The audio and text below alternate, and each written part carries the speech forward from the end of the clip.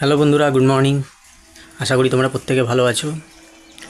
তো অনেকদিন পর একটা ভিডিও আনলাম, ভাবলাম তোমাদের সাথে একটু কথা বলি। তো একটা জিনিস আমার মাথায় আসলো, ভাবলাম তোমাদের সাথে শেয়ার করি, তোমাদের কি বক্তব্য জানিও।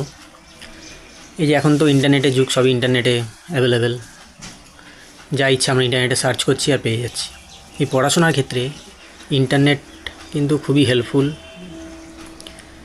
বর্তমান যে প্রজন্ম, ভবিষ্যতে যারা প্রজন্ম আসছে, তাদের জন্য ইন্টারনেট, আমাদের সময় সেটা ছিল না। আমাদের সময় সবই পাঠ্য বই থেকে যেটুকু ছিল ওইটুকুই, এর বাইরে কিছু জানতে পারতাম না। এখন ইন্টারনেটের মাধ্যমে আমরা কিন্তু অনেক কিছু জানতে পারি। তো কিন্তু আমার একটা জিনিস মনে হয়, এই ইন্টারনেট থেকে পিডিএফ পেয়ে যাচ্ছি, ভিডিও পেয়ে যাচ্ছি, সব কিছুই পেয়ে যাচ্ছি, কিন্তু ওই পাঠ্য বই থেকে পড়ে মুখস্থ করা বা জিনিসগুলো বোঝা আর ইন্টারনেটের মাধ্যমে, এর মধ্যে কিন্তু অনেকটাই তফাৎ আছে। মানে হয়তো আমরা জিনিসটা অ্যাভেলেবেল পেয়ে যাচ্ছি, কিন্তু এই যে মনোযোগ যে দিয়ে পড়া বই থেকে, আবার ইন্টারনেট থেকে এই খুঁটি খুঁটি ছোটো ছোটো লেখা পড়া, তো দুটোর মধ্যে কিন্তু আমার মতে অনেকটা তফাৎ আছে। আমার এখনও এই বই থেকে যে পড়া, ওটাকেই আমি প্রেফার করব।